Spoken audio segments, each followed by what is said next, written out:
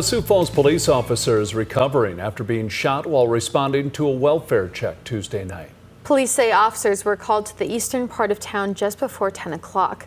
When they arrived, a person inside a garage opened fire, hitting one officer. Officers returned fire and the suspect died at the scene. The injured officer was taken to the hospital for treatment. The South Dakota Division of Criminal Investigation is handling the case. South Dakota State Senator Tom Pischke's lawyer has entered a not guilty plea on his behalf in an election fraud case. The Dell Rapids Republican is accused of 2 counts of offering a false or forged instrument for filing.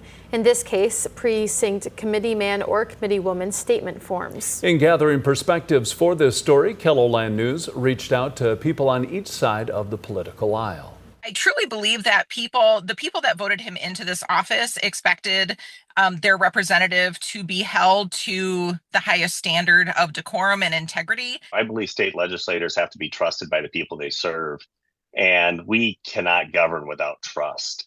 A legislator needs to be trusted. Pischke has an opponent in his race this fall for re-election. He'll face off against independent candidate Brian Breitling for District 25's seat in the Senate. KELOLAND News contacted Breitling for the story. He declined comment on Pischke's situation. Election workers will fire up the tabulating machines later this morning to begin the recount in the Sioux Falls mayoral race. The process is expected to last several hours to determine the eventual winner. Christine Erickson came out on top of last month's runoff election by a slim 2-vote margin over Jamie Smith. I mean, with 2 votes separating us right now, just 1 vote moving from Erickson to Smith would put us at a dead tie, so that it's really bizarre. I am confident in the team that I've selected to represent me and look forward to the process showing the results again that we did win on June 23rd and plan to get to work. The recount is scheduled to begin at 9 this morning at the Minnehaha County Administration Building. The public is invited to watch the process. Now let's get a check of our weather with meteorologist Scott Munt. Good morning, Scott. Good morning, Travis. Good morning, everybody. Temperatures, I'd say near average. Some will be above, some will be below, but we'll also follow a chance for developing thunderstorms later this evening across northwestern Iowa and southwestern Minnesota.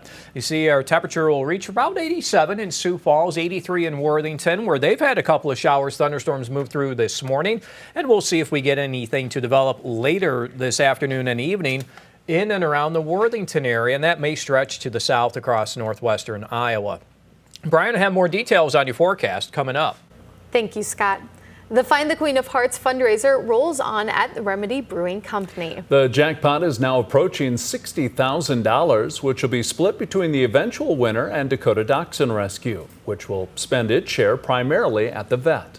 We make sure that the dog gets a full evaluation, a full dental, whatever shots that they need. If we have no records, we have them revaccinated and shot all over again. So we spend a lot of money with a vet. We're averaging about $10,000 a month in vet bills.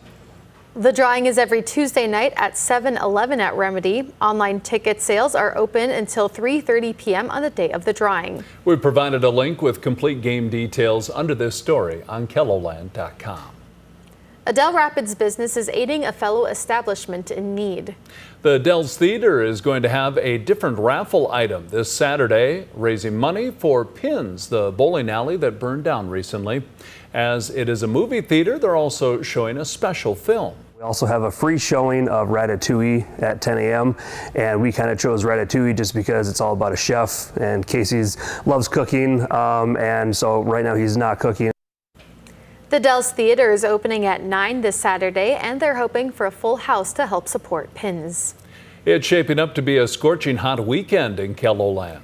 Brett Collars with Sioux Falls Parks and Recreation says he expects more swimmers to pack into city pools in the coming days. If the pools you visit are at capacity, Collars has a suggestion for you. Don't forget about splash pads. We've got 6 splash pads across the city, majority of them free admission. Hayward Park, Pioneer Plaza, Jacobson Plaza. There's additional splash pads at the zoo, and then also Midco Aquatic Center. To see when city pools are open, visit this story on KELOLAND.com. That's a look at some of our top stories. Now let's get another Check Your Weather with meteorologist Brian Karstens. Brian?